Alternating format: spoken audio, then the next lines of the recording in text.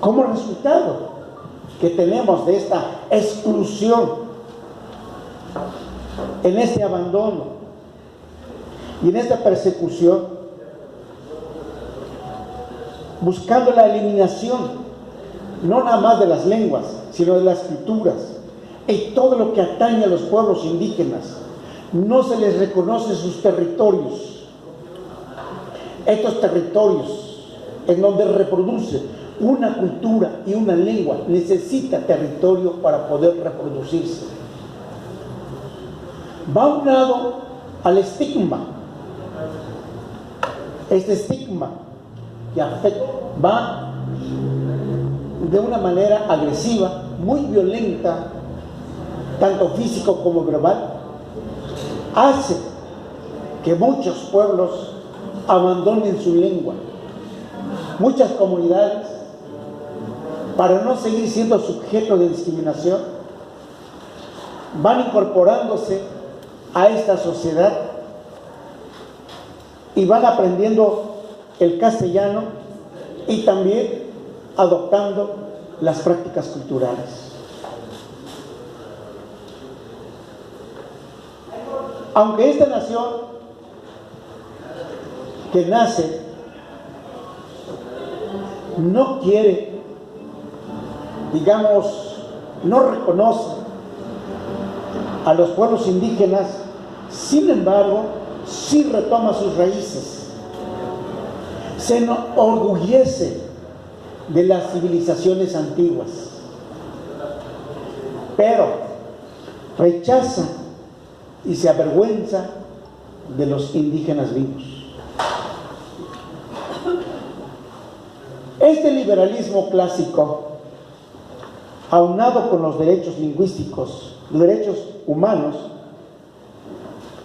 están vistas y están planteadas desde un enfoque de la Revolución Francesa. Están formulados desde pensamiento europeo.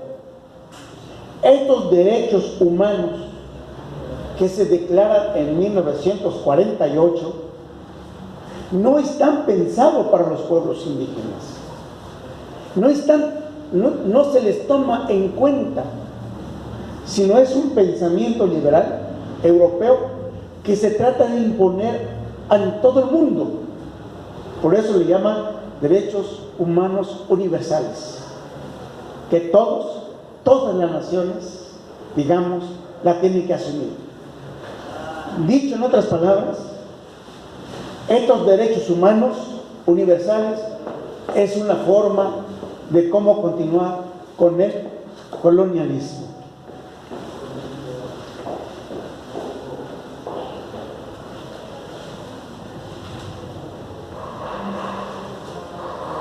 Los derechos, las formas como nuestros pueblos, nuestras comunidades se relacionan, son pueblos que sí reconocen los derechos individuales, pero trabajan de manera colectiva, en donde esta mancomunalidad y esta relación con la naturaleza no está tomada en cuenta en estos derechos humanos.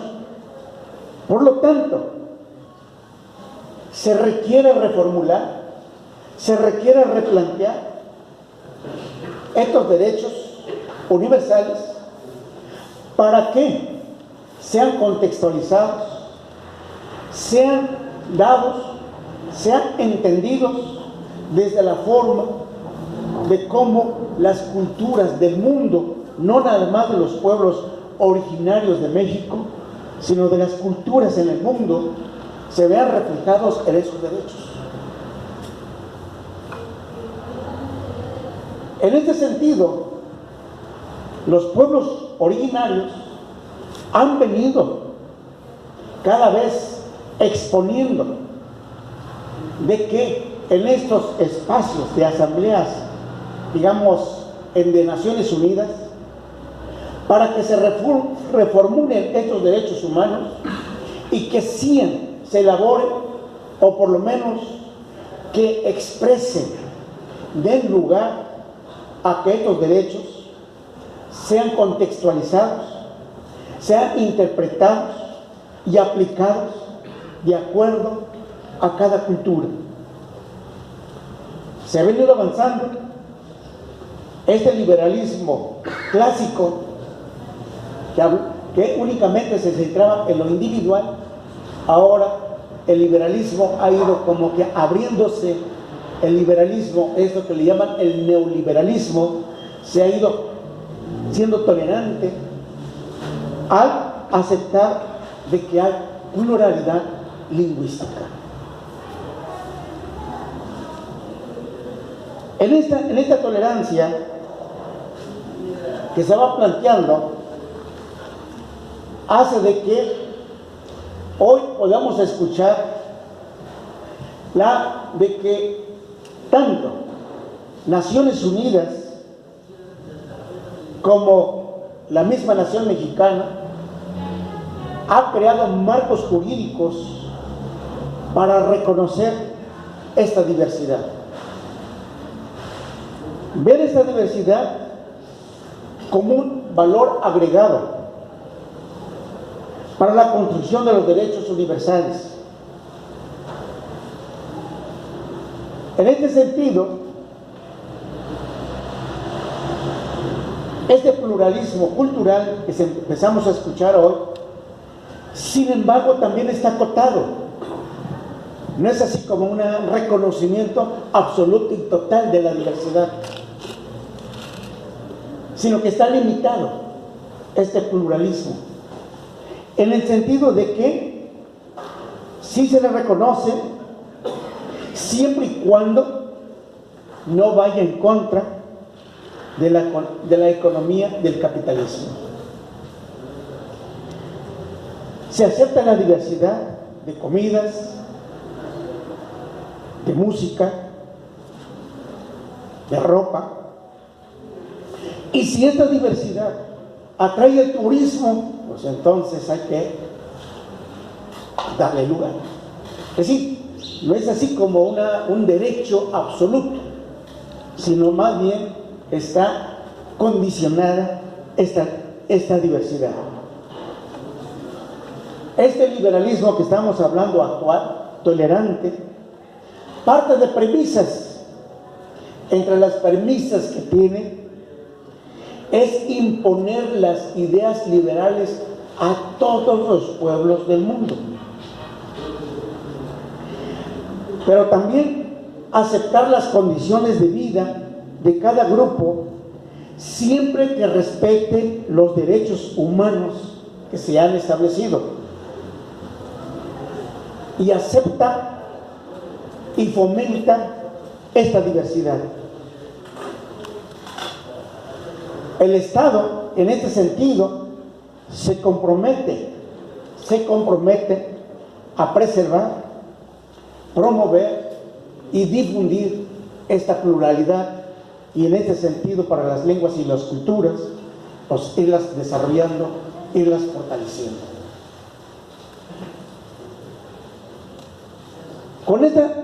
En este marco de la diversidad se va buscando de que haya diálogos en esta relación de contactos culturales, que se haya respeto, y se va buscando desde un enfoque intercultural de que se pueda vivir en una situación más cordial, en una relación de tolerancia, de convivencia, y que podamos establecer una comunicación intercultural en situación de igualdad.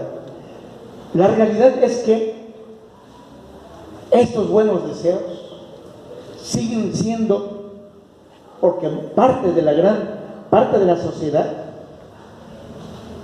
no ve a la diversidad como una riqueza, sino más bien sigue reproduciendo ideas y principios del liberalismo clásico.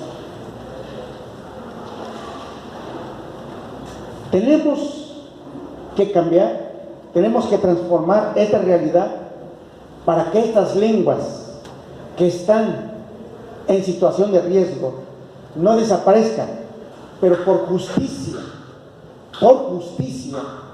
estos pueblos originarios y sus lenguas que están ahí, tenemos la responsabilidad de que no solo se mantengan, sino se reproduzcan, se reposicionen, se desarrollen, se enriquezcan. Entonces, estamos en una situación en donde esta relación que hay de culturas, de esta visión de la globalización, que busca unificar esquemas como la economía, la producción, pero esta globalización también aporta algo, este aporte que hace la globalización en el sentido de fortalecer la identidad. Plantean, para ser parte de un mundo global, necesitamos fortalecer nuestra identidad, esta identidad local, regional, nacional, para poder participar en este mundo globalizado. Es decir, es cierto, es muy agresiva la globalización, porque va destruyendo lenguas y culturas, pero también va dando algunos elementos, pautas, para que se pueda dar y fortalecer y refortalecer esta identidad. Entonces, el convenio de la OIT de 1989, los derechos lingüísticos universales de las minorías lingüísticas de 1999 y la Declaración de las Naciones Unidas sobre los derechos de los pueblos indígenas del 2007, aquí, además de que se reconocen los derechos individuales, se van reconociendo los derechos colectivos. Eso es lo que han exigido los pueblos indígenas en diferentes esferas, en diferentes contextos, de que los derechos individuales no son suficientes para poder, digamos, ejercer su libertad, porque la libertad se ejerce en colectivo. Por eso se habla mucho de la cuestión de la colectividad. Esto debe permear el enfoque de la educación, porque son enfoques distintos: el enfoque de la individualidad y el enfoque de la colectividad. Son formas, maneras diferentes de cómo relacionarse y de cómo aprender. ¿Cómo se aprende? Se aprende en colectivo, en grupo. ¿Cómo se aprende? Se aprende no nada más con la persona, se aprende también con el entorno natural. ¿Cómo es la concepción que se tiene hacia la lengua, hacia la tierra? Es nuestra madre tierra. ¿En dónde los seres, qué se considera como seres vivos? Se consideran seres vivos desde el mundo de Occidente todo aquel que nace, crece, se desarrolla y muere. Estas son las personas, las plantas y los animales.